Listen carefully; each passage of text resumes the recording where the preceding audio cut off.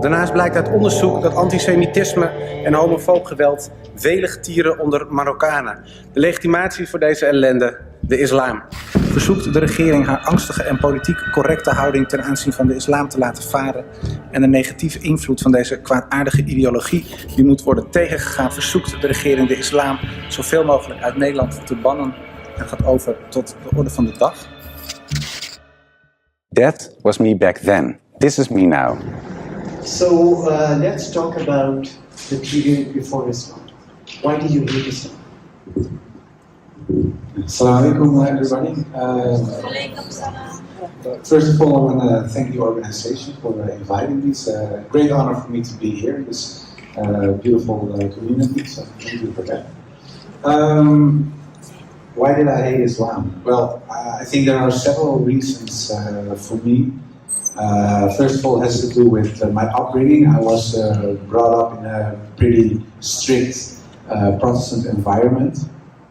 And as people perhaps know, or not, in some denominations of the Protestant Church, there is this historical anti-Islam vibe, as you can call it.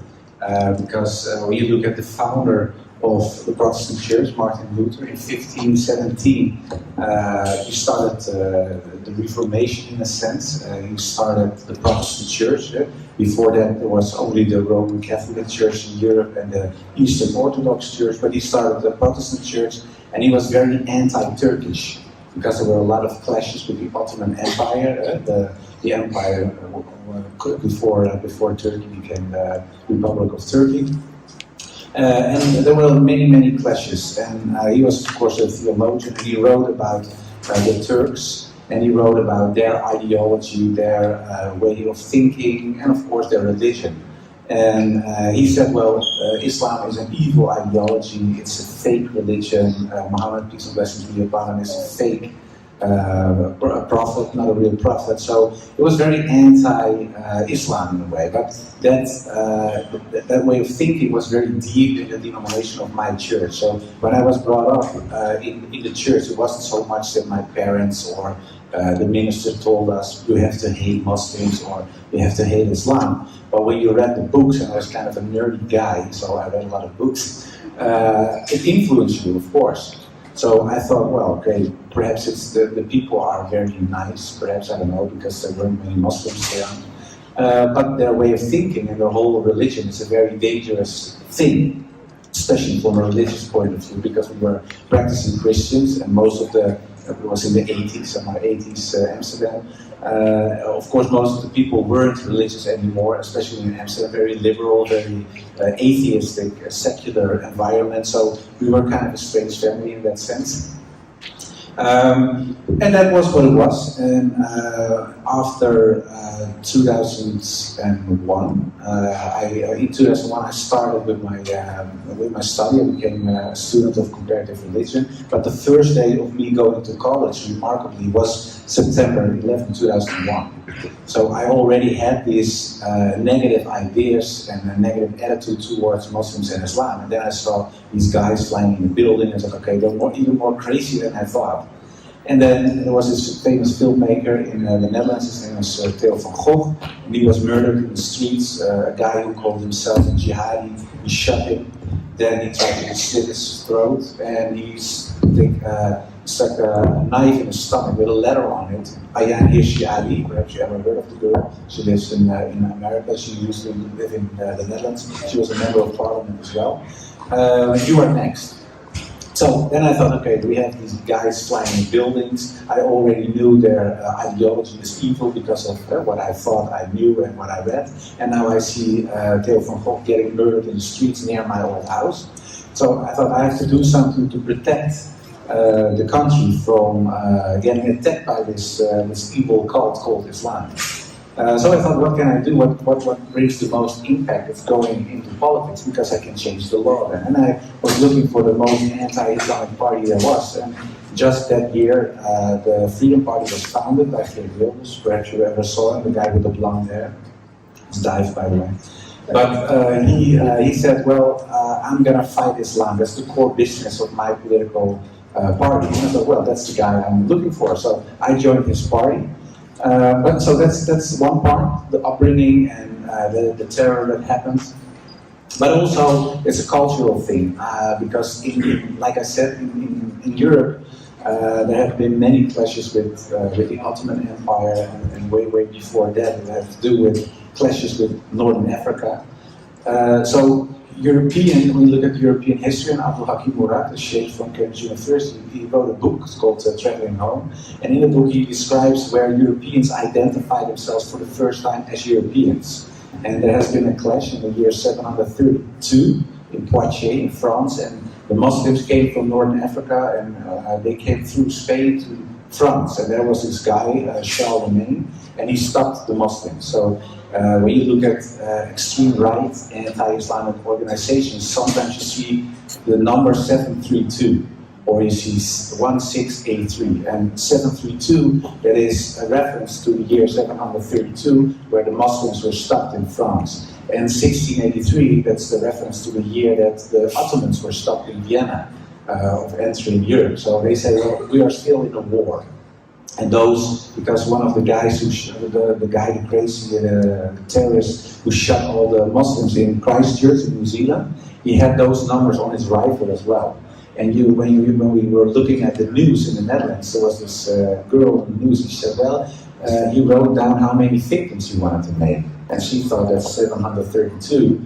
But all the people who were very anti-Islam, that's not the case. He said, I was still in this battle. We had a battle in 732, we had a battle in 1683, and now here, there was back then, I thought, 2015, he is on his third battle, the bigger war against Islam. So this whole idea of Muslims entering Europe and taking over, etc., is pretty much in the core of European identity, because the first time, the oldest texts they found when it comes to Europeans identifying themselves as Europeans has to do with this 732 battle. And it was found in 754, and it was written that people said, well, we are everything that the people who are invading us are not, and the other way around. And then they said, those people are Muslims, so we are not. So the core identifier of Europeans back then was, we are not Muslims.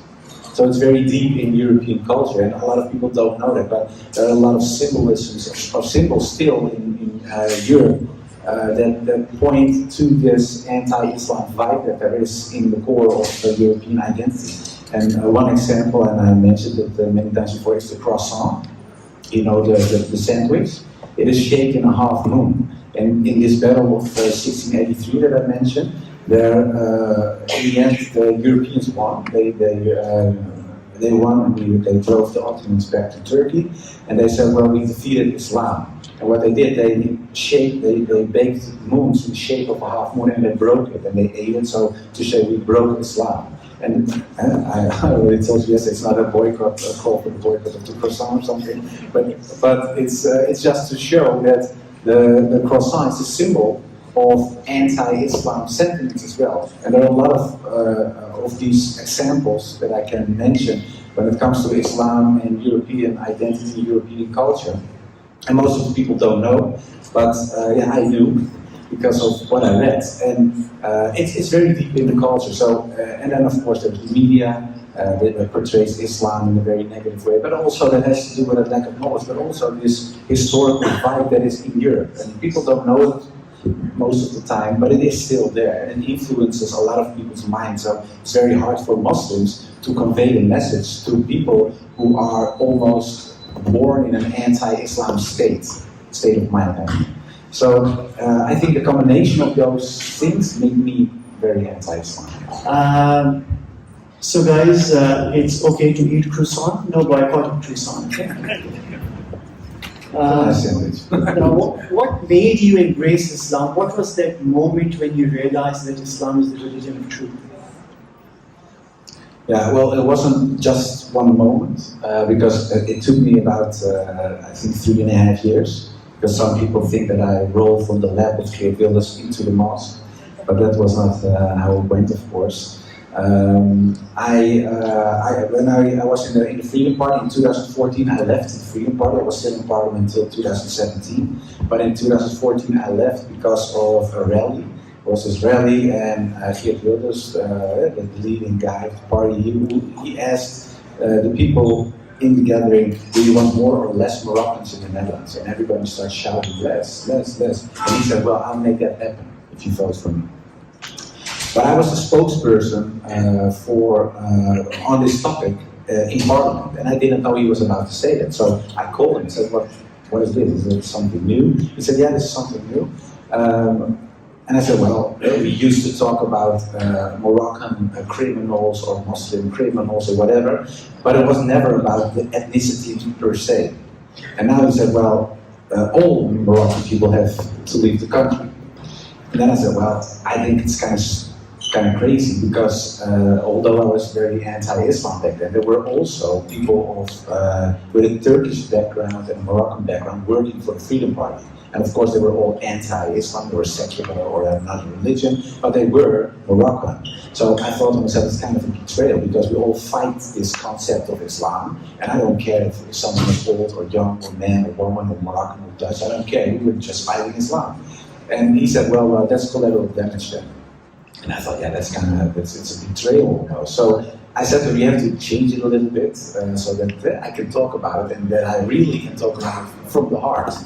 And he said, no, I'm not going to change it. But we got into a little fight with words, of course. And then he said, then I'll leave the party. I said, well, you won't. But I did.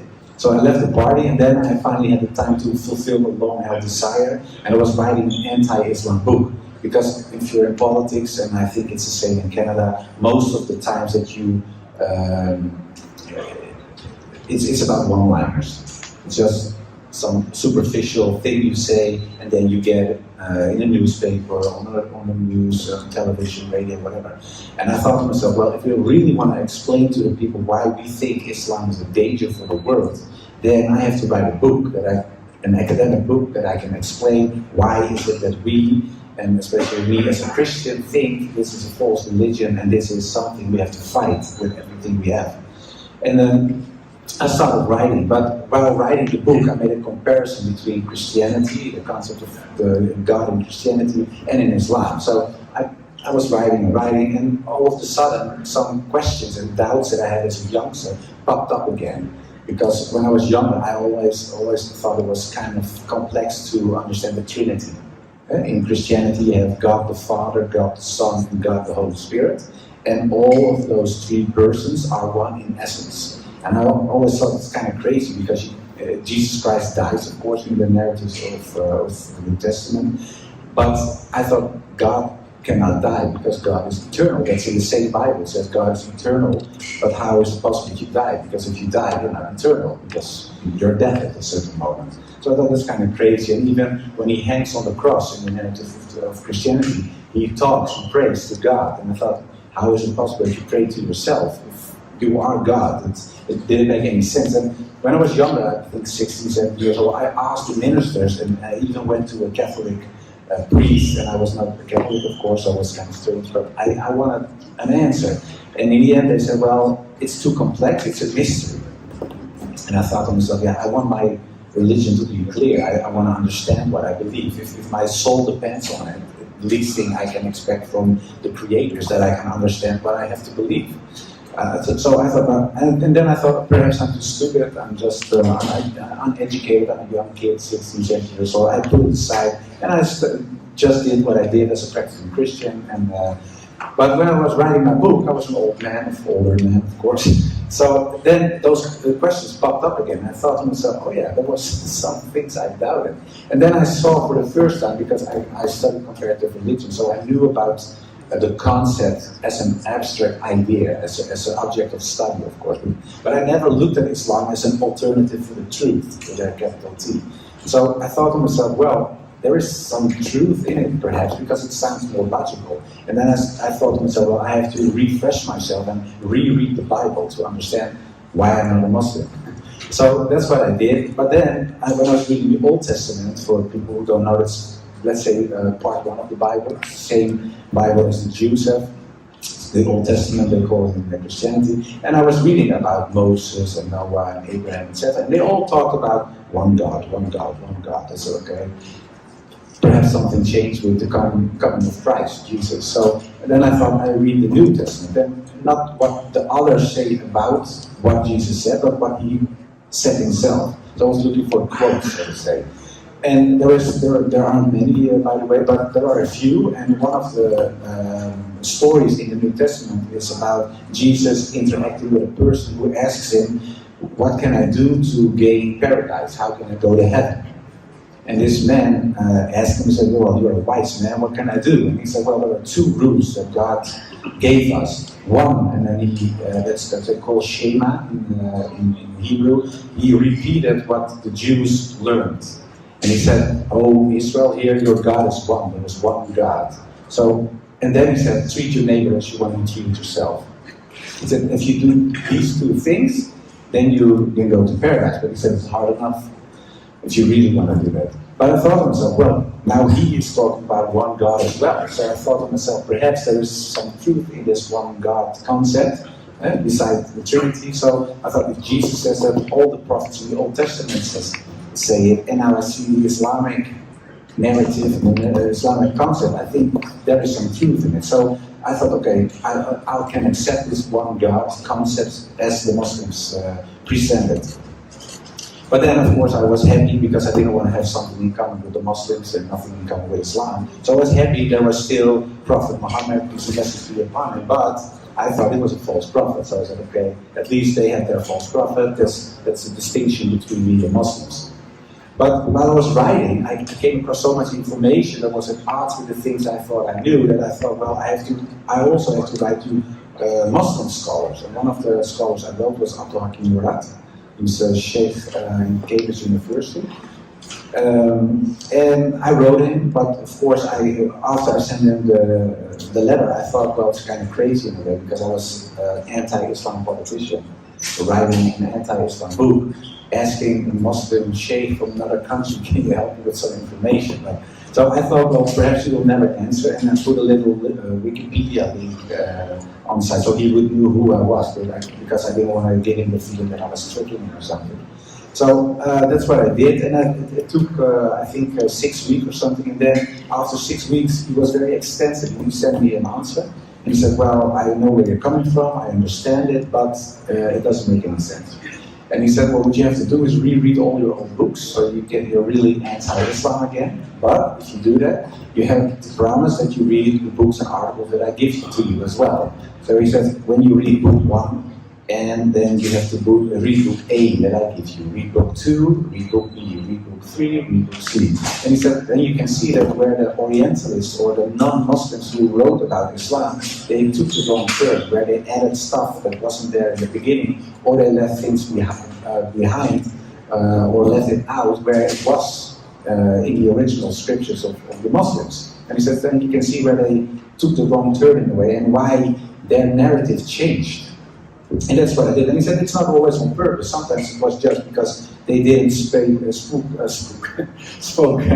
Arabic fluent enough. So he said, it's not always on purpose, but the result is the same, that they created an Islam, for the Westerners in this case, that isn't true Islam. So you get a whole mixed and wrong idea about what it is. So I did what he said, so I was reading, and in the end I was so moved by what I read in the Islamic sources about the Prophet, that I thought, well, I have to read more about him, about who he really was. And then I came across the story of Hind. And Hind was, of course, the wife of Abu Sufyan, and she was the enemy of the Prophet of the Muslims. And she gave money in a way to kill Hamza, his favorite uncle, in the battlefield. And that was what happened. So his uncle got killed, Hamza got killed, his ears were cut off, his nose was cut off, and they were parading around with his body parts. Of course, the Prophet was very sad, and horrible things, of course, happened back then. And years later, the Prophet came in power in Mecca. And I was reading this book of Martin Links, it's called Muhammad, his life based on the earliest sources. And I was reading this book and I was looking for, Hind is still there in Mecca. and now he's in power. So where's the part that she gets killed, or crucified, or her hands cut off, or whatever? That's what I thought that he would do. And then I saw that he said, well, I cannot look at her right now because of what happened, but everybody here is forgiven, and bloodshedding is over, so we start over again. And if you want to live among the Muslims, stay. If you don't want to live here, go. I don't care. If you want, it's your choice. And then I thought to myself, how is it possible that someone who I thought was almost anti-Christ forgives someone who kills a relative, a favorite relative even? And then I thought to myself, okay, the image that I had in my mind is wrong, because this man, whatever I think of him, I cannot no longer say he was an evil man, because evil men don't forgive their opponents, especially not the ones who kill relatives. So that was something that really changed my mind. But I didn't want to be a Muslim still. I didn't think, oh, I have something in common with those people and with the whole concept of Islam. I didn't feel like it, because I trained myself almost to be anti-Islam, anti-Muslim, and whatever. So it was really almost part of who I was. And my work was anti-Islam, my friends were anti-Islam, so the whole context was anti-Islam. But in a way, I felt it was something that was constantly on my mind. So I thought, well, the concept of one God I can accept, so I believed that. And then in the end, I thought, yeah, well, I think he is a prophet. But then I thought to myself, well, that's practically Shahada, if I say there is one God and Muhammad is his messenger. So I thought to myself, okay, that's it, it's taking the wrong turn now. So I closed all the books and I put the books on the shelf because I was writing this book. And I already told yesterday, it sounded a little bit like a fairy tale, but it really happened. I put all the books on the shelf, but what happened was that a lot of books fell off because it was too full. And one of the books that fell off the shelf was the Quran. And when I picked it up, my thumb was on a page and it was on Surah 22:46. And if you translate it into English, it says, it's not the eyes that are blind, but the hearts. And then I thought to myself, that really is my problem, because I really could see what I had written down myself. Nobody forced me to write a book. I wanted to write a book. And I still didn't want to be a Muslim. So it wasn't my eyes, it wasn't my intellectual ratio. I could see what I saw. I could say, yeah, he is a prophet, yeah, there is one God. But I still didn't want to be a Muslim. So there was something else. And I thought, yeah, it's my heart. My heart was in a kind of way closed. And what I then did was, I did like a little dua. Of course, I wasn't a Muslim yet, so it wasn't real dua. But I did a prayer and I said, well, Lord, I don't care if it is the God of the Christians or the Muslims. Just give me a sign or something so that I'm 100% sure that this is the way. And, well, of course, like I said, there wasn't no golden rain and there were no unicorns jumping around or whatever. There was no real sign in that kind of sense. So, but I thought to myself, well, I go to bed now, I'm going to sleep, and next day I'll stop and do something else. But when I woke up, I felt very secure. And all the doubts I had and all the things I was doubting and anxious about, they were gone. So I felt very secure, and I thought to myself, well, I think I'm a Muslim. And then, yeah, of course, I told my wife. It is not the eyes that are blind, it is the hearts that go blind. SubhanAllah, this is a very powerful verse. And your story reminds me of Hazrat Umar, his story of conversion. When he became Muslim while reading some of the verses of Surah Taha. Some of the converts that I have spoken to, I think Quran has a very powerful impact on them. I think it has a miraculous effect on the hearts of people. In your book, I haven't read your book yet, but in your book I've read some of the excerpts online. After taking Shahada, you said, and I quote, however, I did notice a certain personal delight and rest. Can you explain that feeling? Can you? Yeah, that really was, like I said before, I really felt secure in a way. And of course, that was after my dua. And I still wasn't a Muslim yet, but a few weeks later, I did Shahada with a friend of mine and 2 imams. And when I said Shahada, it was like I was, it sounds a little bit corny, but it was like I was at home. And what do I mean with that is that when I was a Christian, I always had this like a conflict between the heart and the mind. Because for example, the Trinity, I wanted to believe everything that the church taught us. And I really wanted to believe in the Trinity and whatever, all the dogmas of Christianity I wanted to embrace. But I couldn't because my heart in there says, that's not the truth. And so there was always this conflict between heart and mind. And when I became Muslim after I did Shahada, that feeling of conflict was gone. So it really gave me peace in heart and mind. And that's what I meant with those words. SubhanAllah. So Brother Joram, what you did takes a lot of courage, particularly when you are a public official who's being aggressively promoting a certain viewpoint. Did it ever occur to you when you were about to become a Muslim that there's going to be backlash, there's going to be consequences, I don't know, there's going to be threats, you might lose your political career? Did it ever occur to you? Yeah, of course. Those things were on my mind, of course, in the end, after I realized, okay, I think I'm a Muslim. What does that mean?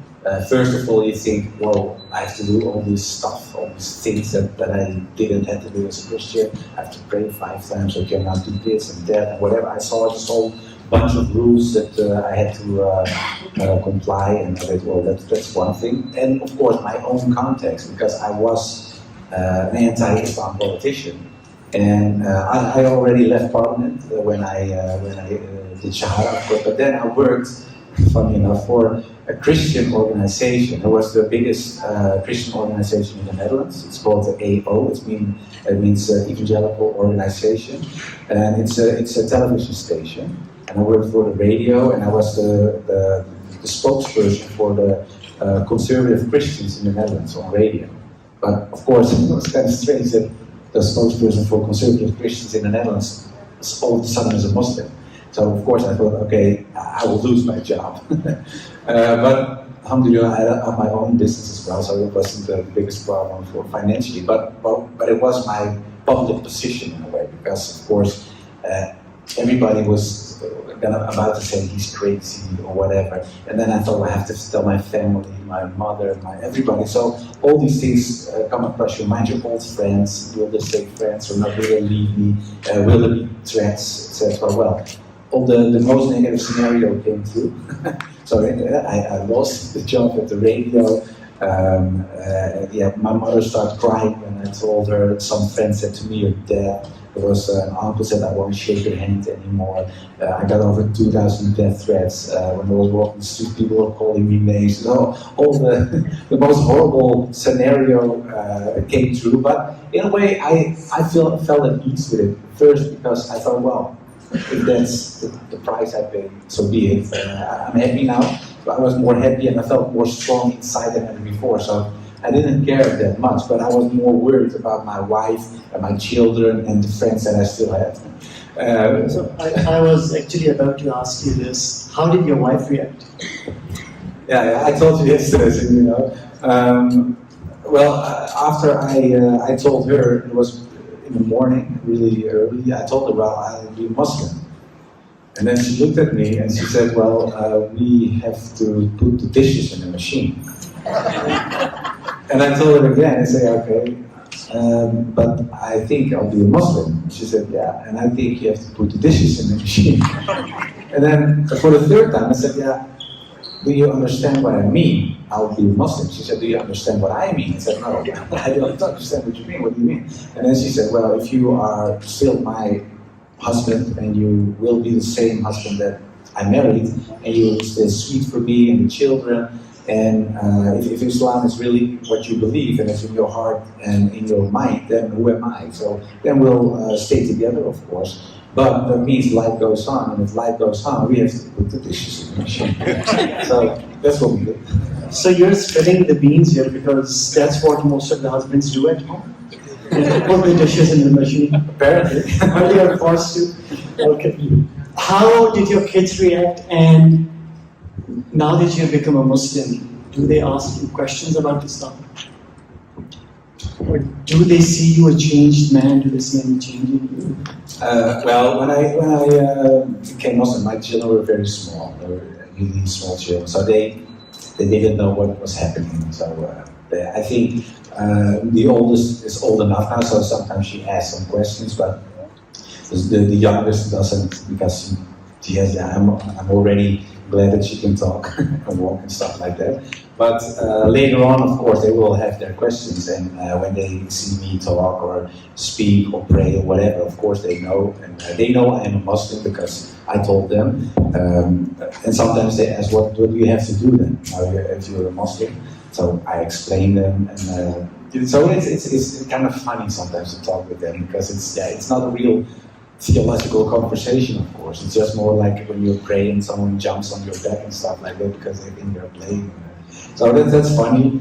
But it was more with my friends, of course. It was the bigger problem. And one of my friends, and I think he reflected what a lot of friends thought but didn't say. He said, well, to me, and he is an atheist, by the way, he said, well, I don't care.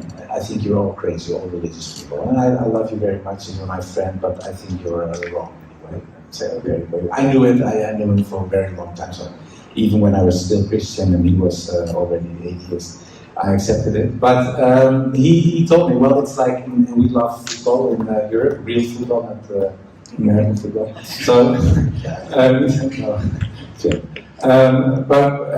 you have two really big teams in Europe and Spain. One is Real Madrid, perhaps you ever heard of it, and one is Barcelona, and they're like competitors. And he said to me, well, it's just not done what you did, because it's like you went from Barcelona to Real Madrid. And it was in a way what a lot of people thought, and because some were very in the overdrive, so to say, because some of my old friends, they said, well, and that's still very crazy, but they said, now you're a race trader.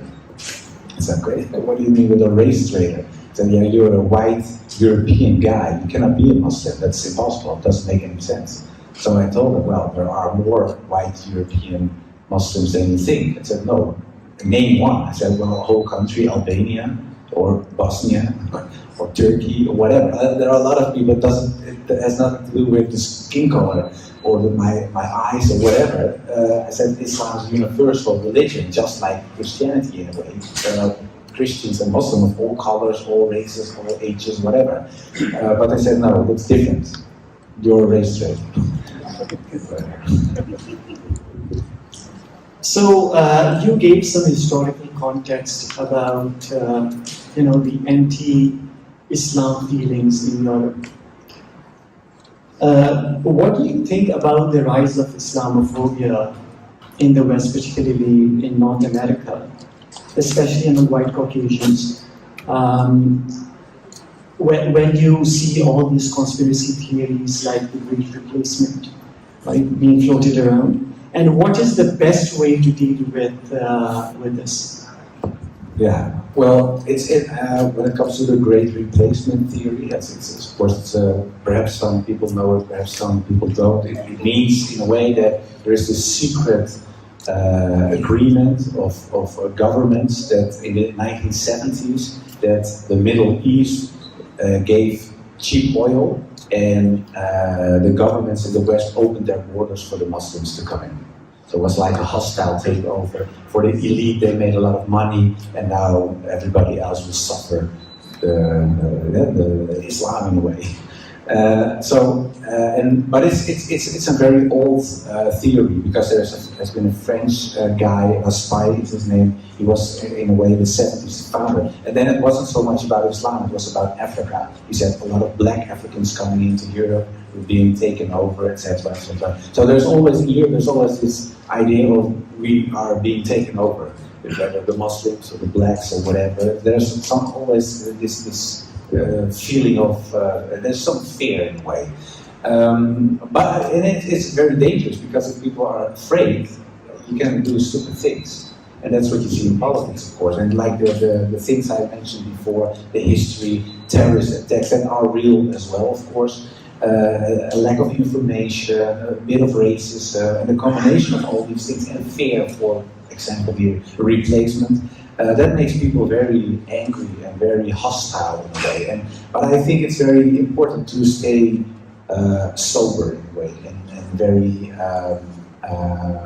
rational, because it's also a tactic of explicitly from anti-Islam politicians to make sure that Muslims get portrayed in a certain way, most of the time as aggressive, irrational, crazy people. And what they do, for example, 2 weeks ago there was a guy in the Netherlands, it's an organization called Pegida, and Pegida is an organization, it's all over Europe, in Germany, France, Italy, Sweden, but also in the Netherlands, and it's an organization that wants to get rid of Islam. It means, it's a German text, but it says, we are the homeland and we want to get rid of Islam. And what he did, he said, well, I'm going to burn the Quran on the city square in the second city of the Netherlands, Rotterdam, and I'll see what happens. And before that he said, well, we'll see that Muslims are very hateful, aggressive people. I'm just burning a Quran. And then if people start screaming, shouting, whatever, he said, I told you so, look at them.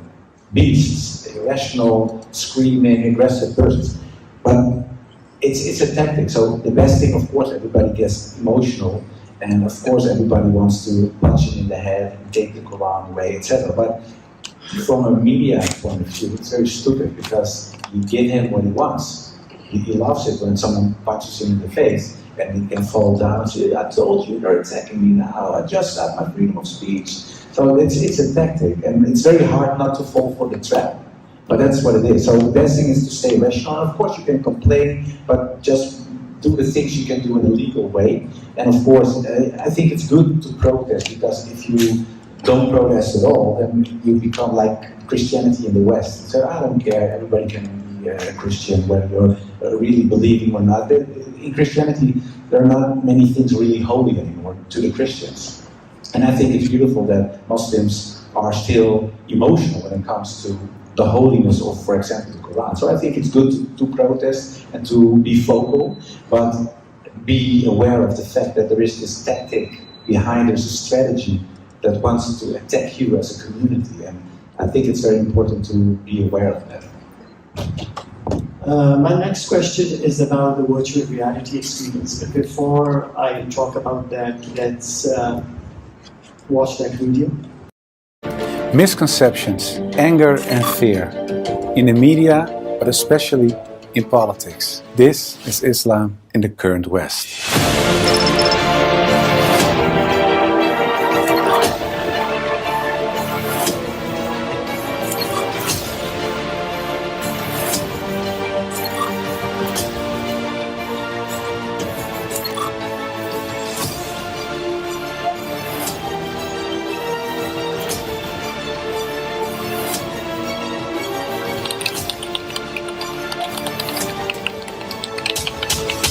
Assalamu alaikum. My name is Joram van Klaveren. I once was a member of the Dutch parliament and a representative of the anti-Islamic Freedom Party of Geert Wilders. Do I have a problem with Islam? Yes, I do have a problem with Islam. I think it's a fascist ideology. I think we should stop the Islamization of our society. But the turner of hearts had other plans. Today I am a Muslim. And it was knowledge that led me to Islam. Learning about Allah, the beautiful character of our Prophet, and the astonishing history of our deen. What if we had a way to let people experience Islam in its true colors?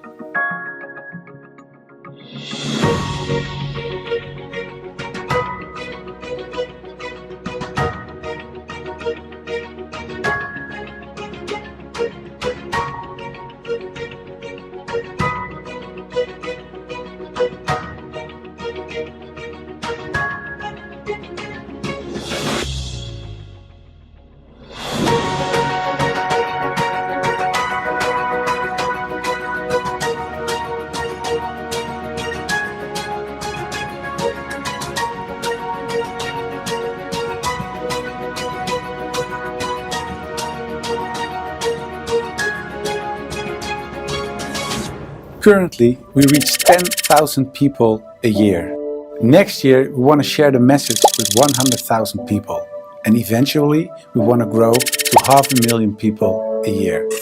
Please donate and help us spreading the true message of Islam and promote compassion and understanding. Thank you so much. So how much, let's talk about the purpose of this video and how much did it cost you to create the video? The purpose is just to make sure that people understand a little bit more about Islam. It's just conveying the message from a very low-key way. It's just basic stuff, so to say. And we want to promote empathy and understanding. So that's what we do with video, and it's especially aimed at non-Muslims. But nowadays we also aim at Muslims because we've noticed that a lot of young Muslims, they need like an iman boost. Because some of them are not really proud of their identity as a Muslim, and they really don't know about the history, they don't know about the inventions, they don't know about the greatness of the religion in a way. So what we do now is that we try to help them develop this pride in a way. And for the non-Muslims, it's just like a wake-up call in a way, from just take notice of what Islam is. Perhaps it's something for you, and of course we would love to for them to become Muslim, of course, but that's not the goal. The first goal is just to take away misconceptions and promote empathy and understanding. And like it said in the video, we reach about 50,000 students a year now, and we want to grow in the end to 500,000 a year. And that's the purpose and the whole concept of IXU. And how much did it cost you to create the video? To build the video, it's pretty expensive. It was 100,000 euros. So it was pretty expensive. And of course, you have to develop a whole strategy, because it's not just some people just look at the VR film or video and then they put it away. But it's a whole concept. So normally when we go to the school, it takes about 45 minutes. It's just a guest lesson. And first we start with asking people. It's like an association round. You ask them, what is the first thing that comes up in your mind when you read or hear the word Islam? And it doesn't matter, it's good, bad, negative, positive. You can say everything. We hope that you will be honest. So if it's about terrorism, we write down terrorism. If someone says mosque or beautiful religion, we write that down. So in the end, the whole school board is full of different words.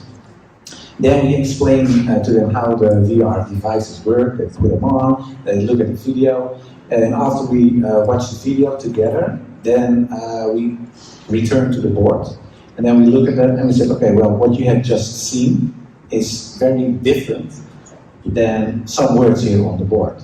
And then we say, how do you think you said terrorism, and now you have seen and heard a lot, how do you think about it now? And then we start a conversation, we explain them a little bit more, and of course there's a lot of information in the video as well. But after we finished, we've done a research, I think a year ago, and we looked at the results. It doesn't have any impact, because if it doesn't, we can better do something else. But we saw that over 75% of the people who at first were very negative, they really changed their minds. And said, well, we didn't change our minds on all the Muslims, that's what they write down, but definitely on Islam. We didn't know that the Muslims were such a bad example. Some people say that. So yeah, well, there is some truth in that.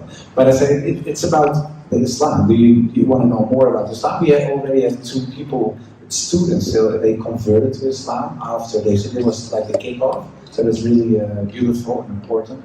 So it's alhamdulillah, a very successful project until now, and we hope that we can grow, of course. And also we have a partner in New Zealand. They bought the box that we created, and we send it to them, and they go around schools now as well, but they also develop a van, a big truck, so to say, and in the truck there is the school class. So in New Zealand, it's a little bit harder to go into schools, because in the Netherlands you get invited and you can do whatever you want.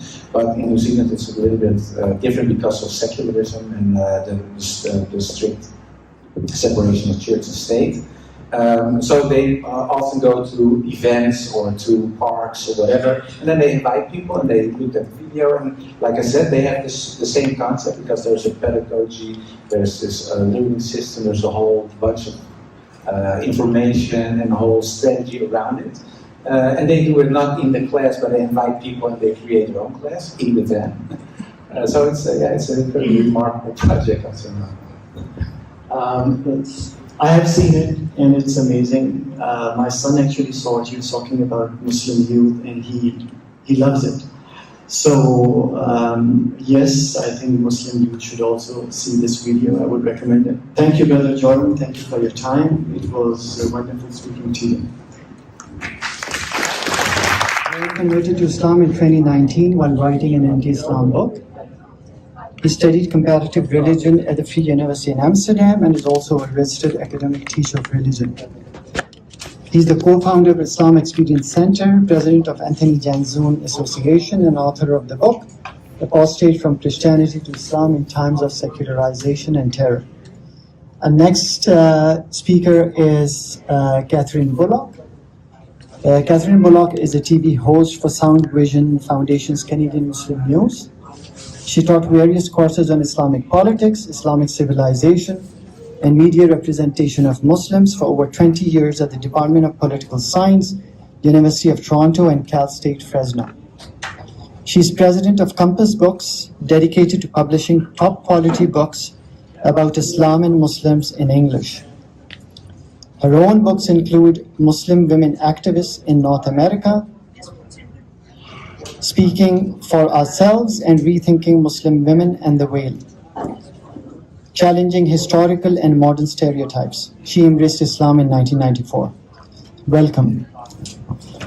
Okay, so I'm going to take you back in time before you accepted Islam. So how was it like? How was your lifestyle, your beliefs? Can you tell us something about that? I'll start with Joram first. Sorry. Assalamu alaikum, everybody. Well, yeah, I'm Joram van Klaveren. Like was said in the introduction, I was a former member of parliament for the nationalist anti-Islam party, PVV. In Dutch, it means the Freedom Party. And I've been active in politics for over 12 years.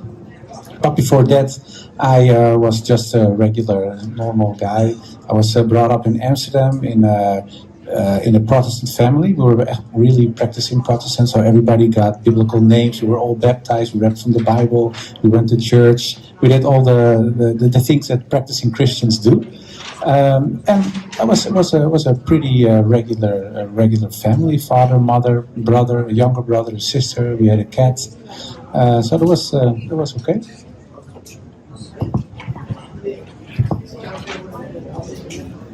Bismillahirrahmanirrahim. Assalamu alaikum. Can people hear me clearly now at the back? Has the sound been fixed? And if you're not comfortable, please feel free to move forward and circle around even more. This can be like a theatre space, not like a train station or something.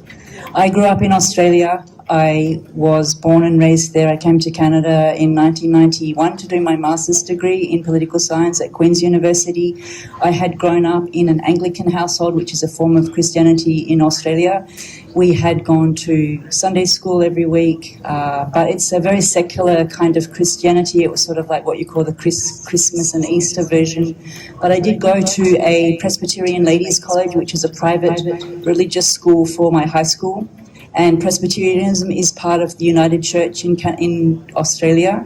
So we had, of course, religious studies. We had religious assembly every week. And I became quite religious in my family, whereas I would keep going to church, but the others would not go.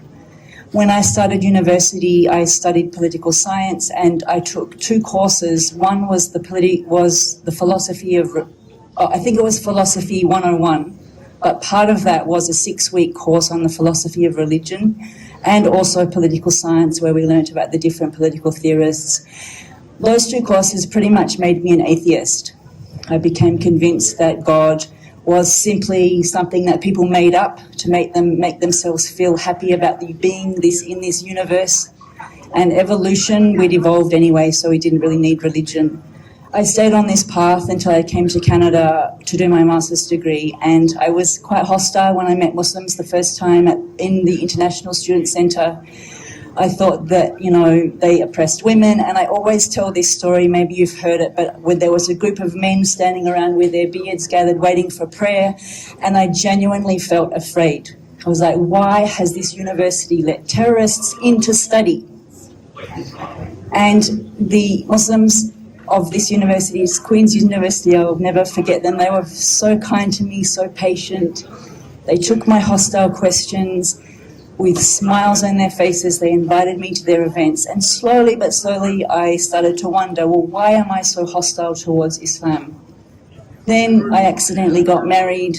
I accidentally stayed in Canada. None of that was part of the plan. And after a marriage of 1.5 years of being married to a Muslim and experiencing Muslim life from the inside, so to speak, I decided to accept it for myself. And that was on July 1st, 1994.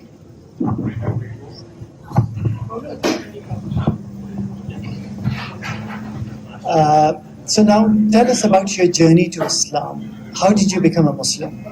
So I forgot to tell you one thing. So we're going to give 3 minutes to every speaker for an answer. Yeah. Yeah, okay. Well, how did I become Muslim? Of course, I was active for the Freedom Party, which was a very anti-Islamic organization. And it was partly because the way I was brought up. Because in the denomination of my church, there was this anti-Islamic historical flow almost. And it had to do with the Ottoman Empire way back, and with a lot of clashes and wars in Europe. And most of the people, because of secularization, they forgot or they didn't care or whatever. But in the denomination of my church, it was pretty much alive. So there was something that was shared with us, and that's not so much that we had to hate Muslims or that we had to hate Islam, but it was part of the package, so to say. And I was kind of a nerdy guy, so I loved to read. So I read a lot of books, especially historical books from Martin Luther and people like that. And that made me even more anti-Islam, because those people were very anti-Islam because of the context of the 17th century, of course. But after that, I went, after high school and college, I went to university and I studied comparative religion. But the first day of me going to college was September 11, 2001. So I already had this kind of negative attitude towards Muslims. And then I saw crazy people flying in a building in the United States. I thought, okay, the people are even more crazier than I thought. And then there was this person in the Netherlands, it's called Theo van Gogh. He was a famous filmmaker in the Netherlands, and he was killed. He was shot in the street by a guy who called himself a jihadi, and he killed him, and after he shot him, they tried to slit his throat, and they put a knife in his stomach with a letter on him, and it said, Ayaan Hirsi Ali, you are next. So I thought, okay, that was the drop for me. I have to do something to protect the country from this evil called Islam. So I thought, what can I do to prevent something horrible happening in the Netherlands? So what I did was go into politics. I thought, when I can change the law, then I really can make an impact. So that's what I did. And I was searching around, looking, and I said, well, what's the most anti-Islamic party there is? Oh, that's the Freedom Party. I'll join the Freedom Party. And I wrote a real letter back then, not an email. And Geert Wilders was very enthusiastic. The guy with the blonde hair, perhaps you ever saw him coming by in the news. But he was very enthusiastic. He said, well, you did comparative religion, so now we can speak with an academic kind of voice when it comes to anti-Islam feelings and anti-Islam programs that we have. So that was what I did. And I was very active. We tried to make legislation to shut down all Islamic schools in the Netherlands. We tried to ban the Quran, forbid the hijab, stop immigration from people from Muslim countries, did the whole package, so to say. But then in 2014, I got into a fight in a way with Geert Wilders because there was this rally during election time, and he asked the people in the rally, do you want more or less Moroccans in the Netherlands? And everybody started shouting, less. And he said, well, I'll make that happen for you. But I thought to myself, okay, I hate Islam and I don't like Muslims. But there were also people with a Moroccan background and Turkish background working for the Freedom Party. Of course, they weren't Muslims, they were secular or ex-Muslims. But I thought, well, they are also Moroccan, so it's kind of crazy to say all Moroccans have to leave the country, even the people who are fighting this fight against Islam with you. And I asked him, he said, well, that's collateral damage. I thought, okay, that's kind of strange. And of course, I still had my Christian upbringing, and I thought to myself, it's not fair. So, and I thought that I couldn't live with it. So I said, you have to change it or say something extra or whatever. Just change it a little bit. And because I was the spokesperson in Parliament on this topic, and I didn't know that he was about to say it. And after he said it, I was the guy who was going to defend it in Parliament to other parties, etc. But I couldn't. So I said, you have to change it. He said, well, I won't change it. And I said, well, then I'll leave. And he said, well, you won't leave. And I left. And then I finally had the time to fulfill a long-held desire, and I was writing an anti-Islam book. Because in politics, and I think it's the same in Canada, of course, it's about one-liners. You say something just to get into the news or get a quote in a newspaper, and that was in the Netherlands the same. So I thought, well, besides the whole one-liner stuff, I want to have this book, an academic book, where I explain why I think Islam is a real danger for the world. But while writing the book, I came across so much information that was at odds with the things I thought I knew. As I have to say that when I was, let's say, 16, 17 years old, I had some doubts about core concepts in Christianity. For example, the Trinity. I thought it was too complex for me to understand. If Jesus is God and the Holy Spirit is God and God the Father is God, how is it possible that Jesus Christ prays to himself? And well, it was kind of an abstract academic exercise for myself, but I was only 16, so I thought, well, perhaps I'm not smart enough, I didn't study it enough, so I set it aside and I just go on being a Christian, and I believed everything, but I just doubted it, and I couldn't explain it for myself. But when I was writing my anti-Islam book, those questions popped up again, because I made it a comparison between God, the concept of God in Christianity and Islam. And then I saw, for the first time, I saw the concept of Tawheed, the oneness of God in Islam, as something that could be true. Because, of course, I studied comparative religion, so I knew about it in an academic way, but it was never like an alternative for the truth with a capital T. It was just an object of study. But now, because those doubts popped up again, I thought, well, perhaps there's something in it. So I started rereading the Old Testament, and I saw all these prophets like Moses and others talking about one God. And then I thought, well, I reread the New Testament to see what Jesus Christ himself says about himself. And not so much what others said he said, but just his words, his quotes. And then I saw this one passage, and there's a pastor here, so correct me if I'm wrong. There was this guy who asked him, what do I have to do to gain paradise, to get into heaven? And he said, well, he repeated the Shema. That's what the Jews say. Oh, hear Israel, your God, the Lord is one. And I thought, okay, there's one God. And then he said, treat your neighbor as you want to be treated yourself. And I thought to myself, well, if Jesus Christ himself talks about this one God, just like the prophets before him, perhaps there's something in it. But of course, I thought, okay, that's it. And I was very glad that I still had this object of, like an obstacle, was the prophet, peace and blessings be upon him. Then I thought, okay, at least I'm not a Muslim, because I didn't want to do anything with them. And they have their evil, false prophets, because that's the way I was raised. And I thought, okay, he's like a warlord, and that's it. But because I had these doubts, I started writing to several authorities on, especially on Islam. And one of the persons I wrote to was Abdul Hakim Murad. He's a sheikh, a professor from Cambridge University. And he said to me, well, it's interesting that you write me, because I still was an anti-Islam politician writing an anti-Islam book, asking this Muslim professor from another country for help.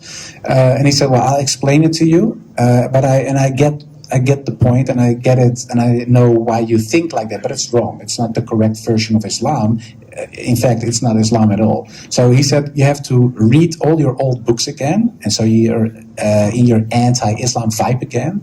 And he said to me, well, what you have to do is read the books from the Muslims. If you want to know something about Islam, you read the book from the Muslims. If you want to know something about Christianity, of course, you read the books from the Christians. Because if you want to know more about Christianity, you're not starting to read books from atheists to know what the Christians believe. You read their own books. So he said, you want to know something about Islam, read the books from the Muslims. And he said, then you will see that on certain topics, if you take the classical Islamic books, and you put it next to the books that were written by Orientalists or non-Muslims writing about Islam, you see where they sometimes translated things in the wrong way, not always on purpose, but it was wrong. Sometimes they add stuff that wasn't there originally. Sometimes they leave things out that was there originally. So in the end, he said you get almost two religions. The religion by, let's say, made by the Orientalists and the people who wrote about Islam, about burnt Muslims, and the real classical version of Islam. So that's what I did. And in the end I thought, well,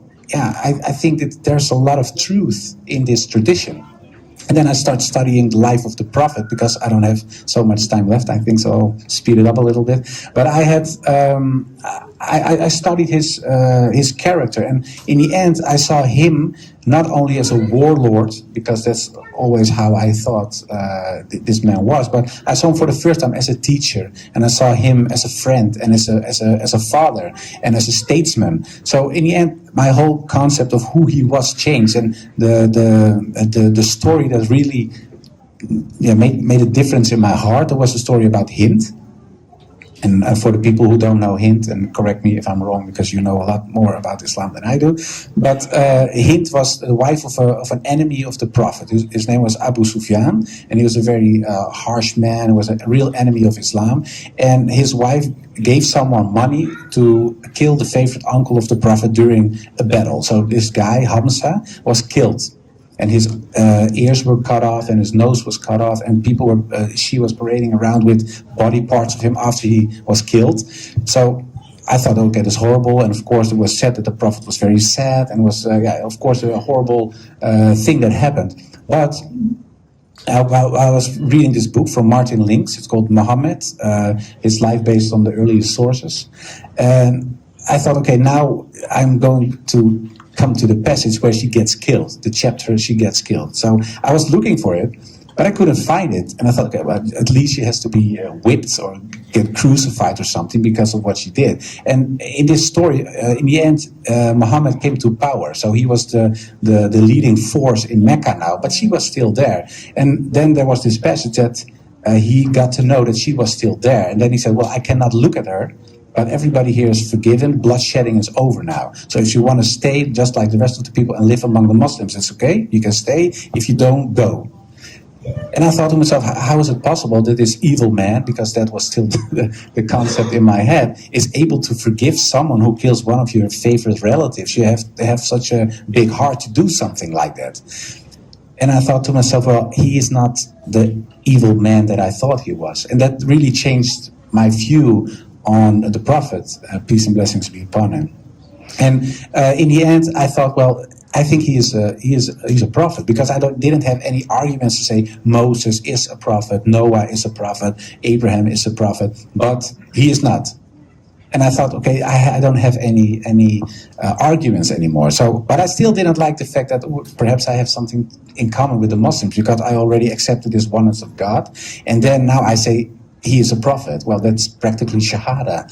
So you're saying if you believe there is one God and Muhammad is his messenger, then you are practically a Muslim. So I said, oh no, that's something I don't want. So I put away all my books. I put them on the highest shelf. I told yesterday, it sounds a little bit like a fairy tale, but it really happened. A lot of books fell off the shelf, and one of the books that fell off the shelf was the Quran. And when I picked it up, my thumb was on a passage was called Surah 22, Ayat 46. And said, when I translate it in English, it said, it's not the eyes that are blind, but the hearts. And I thought to myself, that really is my problem, because I've written this book myself. Nobody forced me to write this book. I see the truth, because that's what I've written down, what I found out myself, but I still don't want to be a Muslim. So there's something else. It's something with my heart. I just don't want it. And then I made like a little prayer. I said, oh Lord, I don't care if it's the Lord from the Christian tradition or Islamic tradition. Just give me a sign or something that I'm 100% sure that this is the way. And of course, there weren't any unicorns coming by or golden rain or stuff like that. But I went to bed, and when I woke up, I felt very secure, and all the doubts that I felt about Islam, they were completely gone. So I thought to myself, I'm just going to tell my wife I'll be Muslim. And that's what I did. Talk about a cliffhanger. What did she say? We want to know what she said. I got engaged to a Muslim while I was finishing my master's degree, and I started to wonder, why am I an atheist? So I started asking people around on campus, why do you believe in God? Why do you believe in God? Why do you believe in God? And that set me on a journey of, why do we think God doesn't exist? I had to leave the country. I went back to Australia and I started studying what's called intelligent design. It's written by scientists or physicists for people who are not scientists or physicists. So it's sort of like, you know, the simple version, although it wasn't always that simple. The scientists were giving demonstrations that the universe is too ordered, too beautiful, too in harmony, that there are too many things that can't be explained without the idea of a creator. They call it intelligent design, but they don't necessarily believe in God in a traditional religious way, but they believe in a designer. And there's all kinds of really interesting scientific evidence that they'll put forward about why there's a design or an intelligence behind the universe. And I was really convinced by that. I thought of myself as a rational person. And I had become an atheist because I became a feminist who believed that all religions were patriarchal and anti-women. This belief in the designer, then I came back to Canada and I'd gotten married and I was doing my PhD and I was studying the history of Western philosophy for my PhD. And on the side, I began to study other religions, Judaism, Christianity, Sikhism, Hinduism, Buddhism. And I came across this idea that the brother here has talked about Tawheed, the idea of the oneness of God in Islam. And I was like, well, that's the only religion that really matches this idea of the designer. It's a very clean, crisp, simple explanation of the design behind the universe, which is called God or Allah in Arabic, and the intelligent designer. So I was thinking, I mean, if I'm going to believe in a designer, maybe I'll believe in God. That wasn't a very hard leap for me. But then it's like, okay, so which religion? So then I continued on my study, and Islam started to feel like a beacon calling me because it was the only one that matched up in that way. I hadn't really had a problem with the Trinity growing up. I hadn't had those thoughts. But now that I had started reading a little bit about Islam, I started to think, oh, yeah, that thing about the Trinity, yeah, that doesn't add up as cleanly to the designer as the Islamic version. So I went back to church for a little while. I thought, well, if I'm going to be a believer, I might as well just be Christian. That's what I was raised. And that's when I started to feel, oh, okay, so there are all these things about Christianity that I hadn't really noticed that I found it difficult to accept. I asked one of the priests about this idea of the Trinity, and he said, well, that's what faith is for. It's the mystery. It's not supposed to make sense. And I remember I actually left church crying that day because I was like, well, I really want my religion to make sense rationally. I really want it to make sense to me. I don't want there to be a mystery that I have to have faith in. So I kept getting drawn close to Islam, but I was like, I don't want to be an oppressed Muslim woman. Like I just pushed it for as long as I could, until one person said to me, okay, look, what if you die and God is going to say to you, how come you never formally accepted Islam? You believe in God, you believe in Muhammad as the messenger. How I came to that is a different story, but I don't want to go over my 3 minutes. But I had come to believe the idea of Prophet Muhammad, peace be upon him, as a messenger. So you believe in God, you believe in the Prophet as a messenger. That makes you a Muslim, but you're not formally declaring it. What if you die, and what are you going to tell God? And I'll be like, well, I believed, but I was too scared, and I didn't want to be oppressed. And so I was like, I can't do it that way. So I decided that I would accept Islam, and I would quote-unquote fix all the women oppression issues as an insider, not as a critical feminist outsider. So I went down in 1994, July 1st, to Jami Mosque, which is in Toronto. We knocked on the door. There was no one there. I was like ready to convert, and there was no one there. So I was like, oh my. So we went out and we stood on the sidewalk. I'll never forget this. My husband said, you don't need the imam to convert. Just say these sentences after me. So I repeated the sentences of conversion, that there's no God but God and Muhammad is the messenger of God.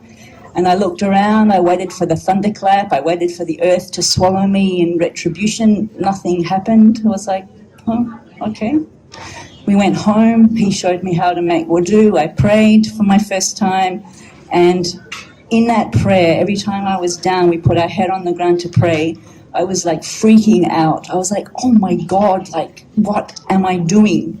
And then in my mind, I went through that whole journey. Okay, so I was a Christian, then I became an atheist. Islam has the idea of creative design. It's the only religion that's close to that. I believe Muhammad is a prophet, so then I'm a Muslim. We just kept like repeating all the time. And that, my friends, is my journey to Islam. Perfect. So, just to put Sister Kathy's curiosity to rest, what did your wife say when you told her that you've become a Muslim? I told her, it was early in the morning, I said to her, well, I think I'll be a Muslim. And then she looked at me and she said, we have to put the dishes in the machine. And I told her, I think I'll be a Muslim. And she said, yeah, I think we have to put the dishes in the machine. And I thought, do you understand what I'm saying? And she said, yeah, do you understand what I'm saying? I said, no, I don't. And she said, what I mean is that if you really believe Islam is in your heart and in your head, and you're really convinced of the truth of Islam, and you stay the man who you are now for me and for the children, then I'll stick with you very happily. But that means that life goes on and you have to put the dishes in the machine. So that's what we did. We put the dishes in the machine, and of course we talked about it a lot. But after that, I had to tell my mother and my brother and everybody, and of course the public, so to say. And when I told my mother, she cried. And of course, from Christian families, he said, well, it's not so much that I hate the fact that you became Muslim. I don't care whether you became Muslim or Buddhist or whatever. You're lost now, so you're going to hell. And of course, that's not a pretty thing to hear. And I told her, well, I don't think so. Otherwise, I didn't become a Muslim, and I would have been a Christian now. But I said, I don't think so. But of course, she was very sad. Well, my brother was okay with it. One other brother said, well, I think he became atheist later on. He said, I think you're all crazy. I don't care. And my sister, she was very sweet. But the other part of the family was still very Christian. So I had to tell my grandfather. And telling my grandfather was kind of the hardest thing, because he was like a help minister in church for many, many, many years. And he was a really strong practicing Christian from the Protestant tradition. But he was dying, really dying. He was on his deathbed at home. And I don't know how it is in Canada, but in the Netherlands, most of the modern people, so to say, they don't get their care at home, but in a hospice or somewhere else. But we were like a traditional family, so everybody came by. His sons, his daughters, his wife, or my grandmother was already dead. So everybody came by to pay their last respects, but also to take care of him. But he was really dying, and I told my mother. She said, you have to tell your grandfather as well. You have to be honest, you have to be open, just tell him. So I said, okay. But I told her, you have to come with me like a shield, because I was really a little bit afraid of what he was about to say, although he was lying on his deathbed and he was 93 years old. So I came by, and then I told and I didn't know how to say it, because he really was lying in his bed, and I was standing there like a sucker, so to say. And then my mother said, just tell him. So I told him, I said, oh, grandfather, I'm a Muslim. And then he closed his eyes, and then my mother said, you killed him. So I said, no. And he really stopped breathing. So I thought, okay, perhaps something happened. So I was pushing. I said, grandfather. But I didn't know then, but now I know that if people are dying, then sometimes they stop breathing, and at one point they start breathing again. And so that's what he did. He started breathing again. He opened his eyes, and I told my mother, I told you so, he's not dead. And then he looked at me and said, well, at least you didn't become a Catholic. So that was very sweet in a way. But why did he say that? And that's the last part I'm talking about. Just to explain why he said it. In the Netherlands, we were a colony of Spain. And I'm talking about 1588. The Netherlands was a colony of Spain, and Spain was a Catholic country, of course. But they were like the United States, very big army, etc. And we were just ourselves, so we couldn't fight against them. They're too powerful, so we thought, okay, never mind. But we have this guy called William of Orange. That's the founding father of the Netherlands, the great-great-great-great-grandfather of our current king. And he said, well, he became Protestant in secret. And he said, well, I don't want my people to be Catholic if they don't want to. If they want to be Catholic, they can, but if they want to be Protestant, they can be Protestant. So he said, you can have your freedom of religion here. But Philip II, the king of Spain back then, he said, if you say that to your people, you will all die, because I will start a war. And he said, well, okay, in the beginning he didn't say anything. That's why they call him William the Silent. But in the end he said, well, I cannot say nothing anymore. So he said, oh, well, everybody has freedom of religion here from now on. And then Philip II did what he promised. He started a war, and it took about 80 years, called the 80 Years' War. And a lot of people died. And we were losing big time, the Netherlands, because Spain was too powerful. And then William of Orange thought, well, what can I do to protect our country, to help the people before they would all get enslaved by the Spanish? And he said, who's the enemy of my enemy? Because that's my friend. And he said, that's the Ottoman Sultan, the Sultan of the Ottoman Empire, Turkey nowadays. So he wrote a letter, and he said, well, can you help us? And the Sultan said, well, what's in it for me, right? I don't know who you are. And he said, well, we are Protestant. So he explained a little bit of what Protestantism was. It was just a new religion, because it was founded in 1517, of course, way back. So it was around, let's say, 60, 70 years. And he explained it. So he said, well, we're nearer to you than the Catholic churches with their popes and their statues and all this stuff. So the Sultan said, yeah, okay, well, fine, but what's in it for me in a material way? And he said, well, if you go with your ships from Turkey and you pass Spain, then you're in hostile territory. Of course, Spain hates you, but Portugal hates you as well. France hates you. Everybody hates you, the English, and we hated you. And he said, well, if you help us, I'll make sure you have a safe harbor here, so you can have your soldiers refreshed, you get some food, etc. So you have a safe harbor after you pass Spain and Portugal. He said, well, that's a good thing. So he said, okay, I'll help you. So they gave money and they gave weapons, and in the end the Dutch won. And every year there's this festival. It's called Leidens Ontzet. It means the liberation of Leiden. And Leiden is, so to say, the 9th or the 10th city of the Netherlands. And they have this slogan in the past, but sometimes some people still use it. And they say, I'd rather be Turkish than Papish.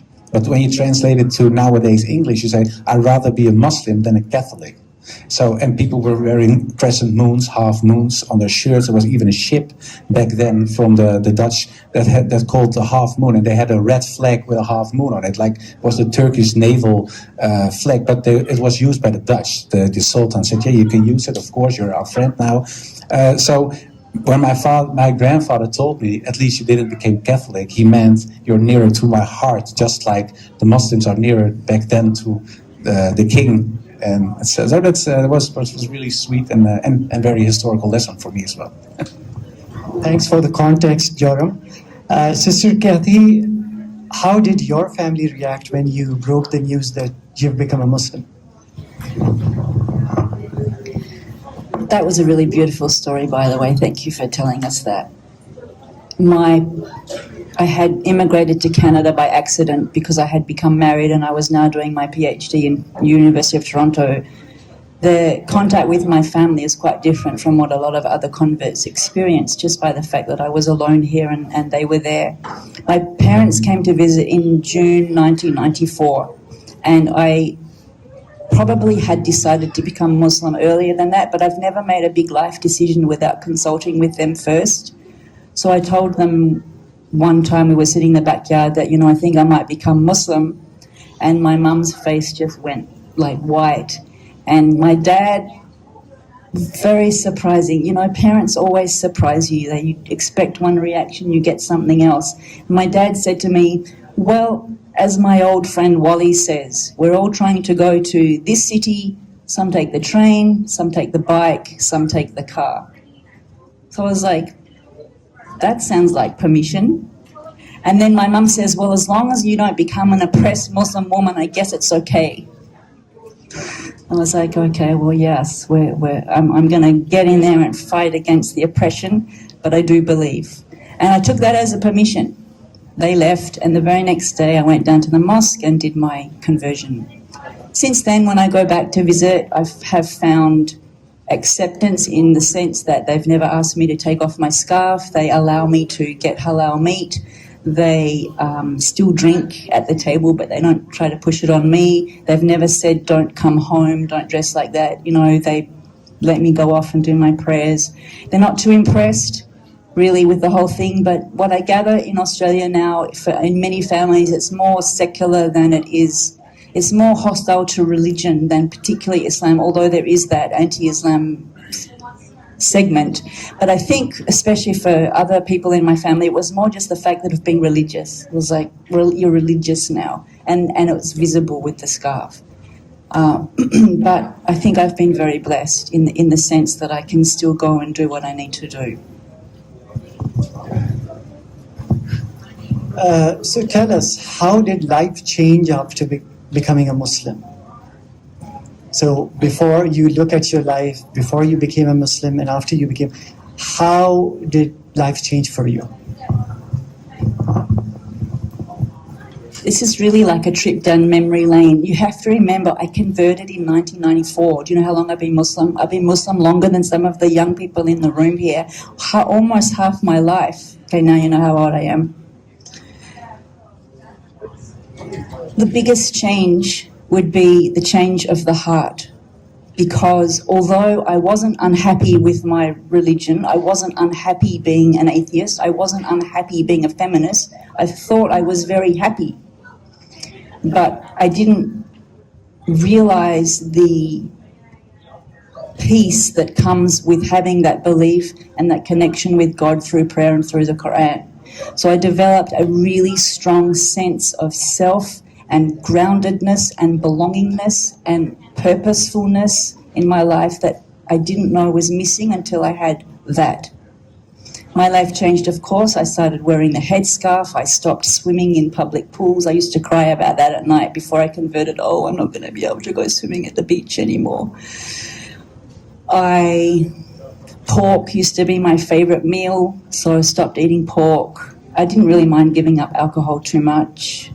A lot of my friends used to be men, but now I try to be more modest and keep male-female relationships on a business level rather than a friendship level. I don't know what else. It's been so long. I think I'll stop there. Nice.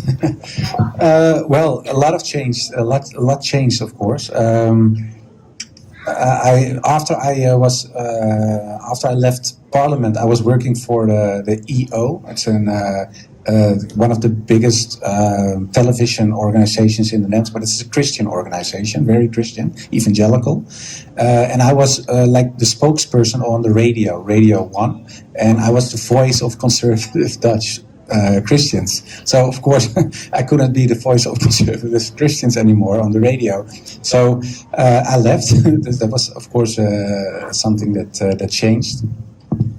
Of course, when it comes to drinking alcohol, eating pork, I stopped eating pork when I was 16 because I got pimples. I was, of course, the latest years of puberty, and I got pimples when I ate pork. And my mother once said, "Perhaps you stop eating chocolate and pork. That helps," and it helped. So I did. So that's when I stopped eating pork, and I stopped drinking alcohol when my first daughter was born because I didn't want to be in a context that it was possible that I was drunk with her bed and they're lying a baby. So I thought that's something I don't want to. So and it had nothing to do with religion at all. It was just practical, and I thought to myself, I don't want to be in such a context, in a possible context. So that changed. Of course, you start praying. In the beginning, I just prayed one time, then two, and then three, because I thought, well, if I have to start praying 5 times, I will never be able to do that. But the imam that helped me in the beginning, he told me, well, the Quran was given to the people in 23 years. So just take it step by step. You're not in a hurry, and if you die today, well, you did what you could, but just take it slow. And in the end, of course, you're able to pray the amount of prayers you have to pray. But in the beginning, I took it very slow. Yeah, and of course, the whole context changed, because in the beginning, after I converted, I got a lot of death threats and people very aggressive, very anti-everything. But in a way, I could cope with it because it was kind of my own fault. Because one of the first things my mother asked, one of my friends called Jeffrey, and he's a Jewish guy. So she told me, so you stop hanging around with Jeffrey now, right? I said, why? So he's Jewish, you know that? So yeah, but why? He said, yeah, you told me Muslims hate Jews. So you're a Muslim now, so you hate Jeffrey now. But she was really convinced about it. So I said, no, of course not. And I asked her, why did you say that? He said, you told me. So there was a lot of moments that I had such an experience. I said, it's like whatever you sow is what you get in the end. So, but one thing that was very in my face as well was a lot of people who were ex-Muslims. And they were very almost aggressive in the street when I passed by and people recognized me. They said, well, you are Joram, but they started really screaming and stuff like that. And when I asked him, who are you? Because I don't know you, but did I do something? And then they told me, well, I was a Muslim and you became one. And we have a big problem because of that. I said, why? I don't know you. If you don't want to hang out with me, don't talk to me, just pass by because I don't know you. But they said, no, it's the statement that you made. Because some started doubting almost themselves again. And they were very angry about that. And just the fact that someone that accepted the religion, and they projected all their, I think, personal problems on this concept of Islam. So it made it very hard for them. And once in a while, there still get some emails or by Twitter or whatever that especially ex-Muslims react very violently almost. So, but yeah, and when it comes to the family, some uncle said, I cannot shake your hand anymore. To me, you're deaf. You don't have to come by anymore. But now, I think last year, it starts to getting a little bit easier. People know I'm a Muslim. They know he's not going to change it, and they accepted it in a way. So I think, inshallah, things will be getting easier in the future, but we'll see. The purpose of this event is to build bridges of understanding between Muslims and non-Muslims, right? To tell them what true Islam really is, right? So that they don't get to hear what's being aired in the media or, in anti-Muslim publications. So the last question, what is your message to non-Muslims who are trying to understand Islam or who are trying to learn about Islam? I'll start with you, Sister Ken. My message to non-Muslims who want to understand Islam.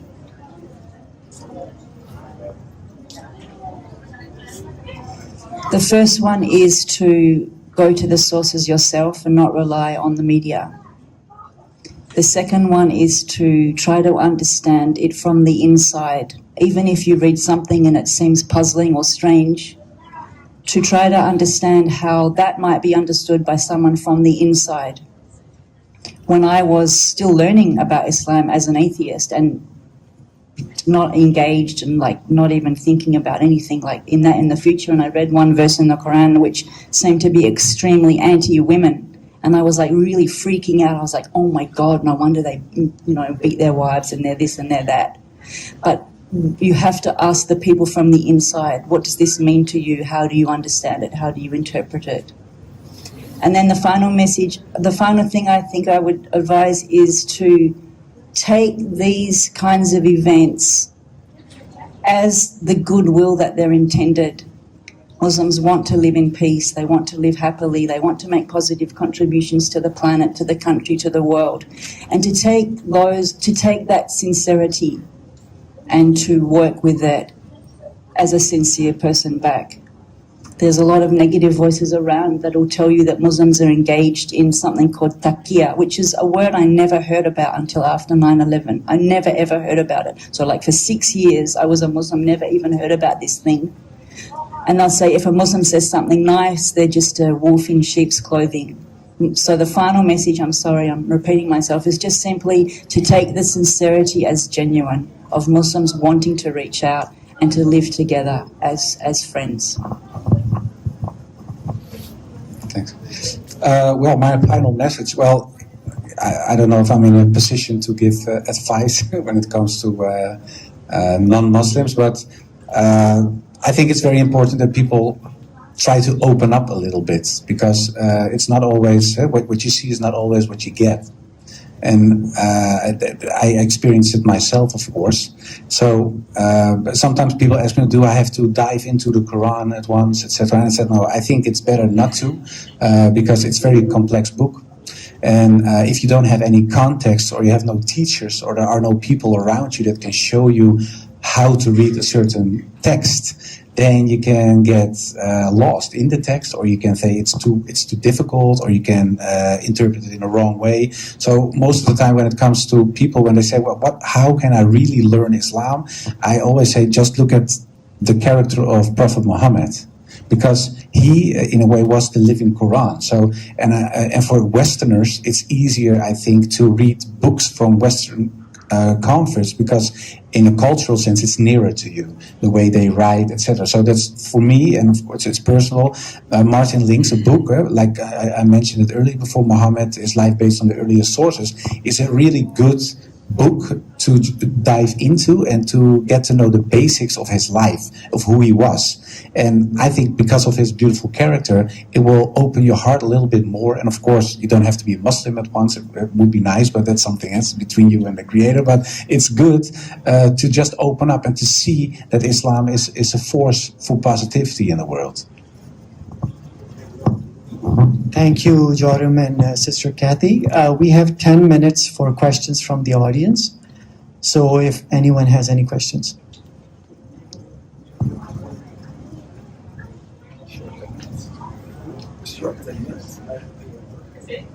I want to ask whether you went to Hajj or Umrah, and how was your experience with that?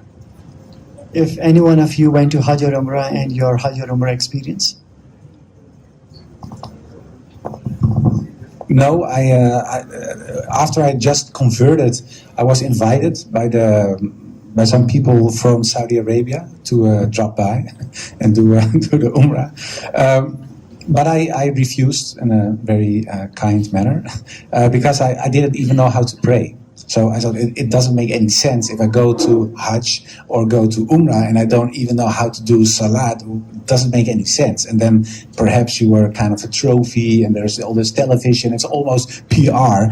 And I don't want to be in politics anymore. I left politics behind. So I didn't feel like that. So I said, well, perhaps in a few years, if I really know my religion and I know how to do voodoo and I know how to pray and I know how to eat, etc. If I still don't know the basics, it doesn't make any sense to jump into level 10 when you're still at level 1. So inshallah in the future. We were getting ready to go to Hajj, and then I discovered I was pregnant, and we decided maybe it wasn't a good idea. Although I know people do, they go and, but that was the decision we made. And now, unfortunately, and then one kid, second kid, third kid, and then now Hajj is like so expensive. Who can go? Well, they help us. Any more questions? Assalamu alaikum. Jazakallah khair for both of you to sharing for your life experiences. Sister Kathy, especially to you, you several times in your talk mentioned about women being oppressed in Islam. So how many women did you see being oppressed, and what has been your experience so far?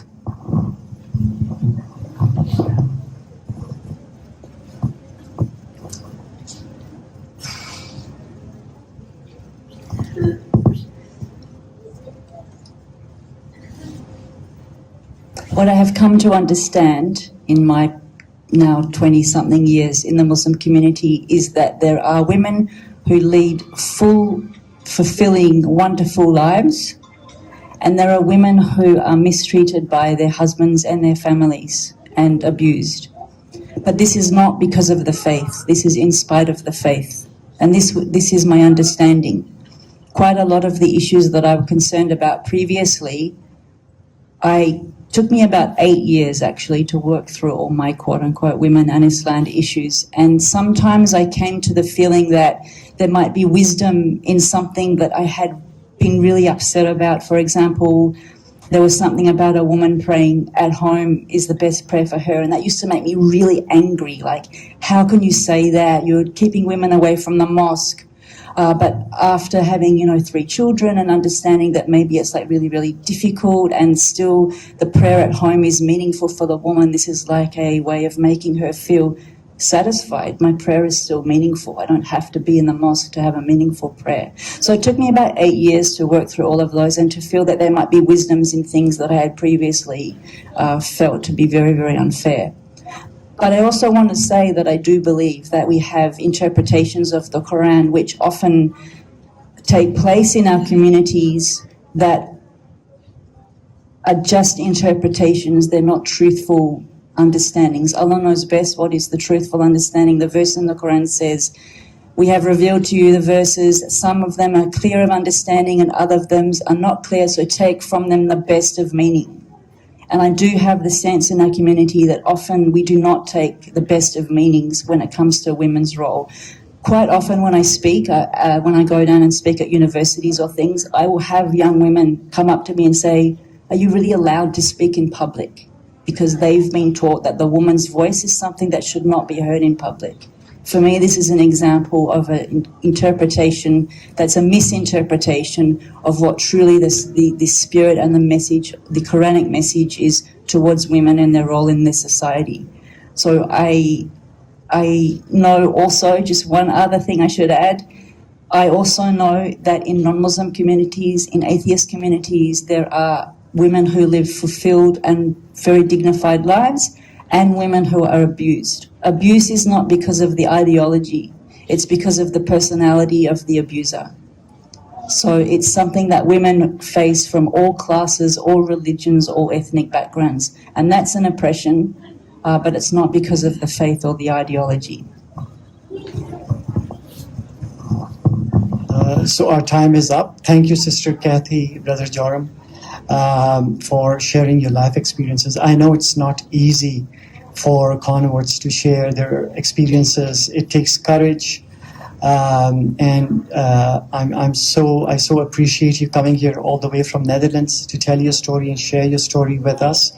And Sister Kathy, you, despite being sick, you came here and you shared your story. I really appreciate that. God bless you.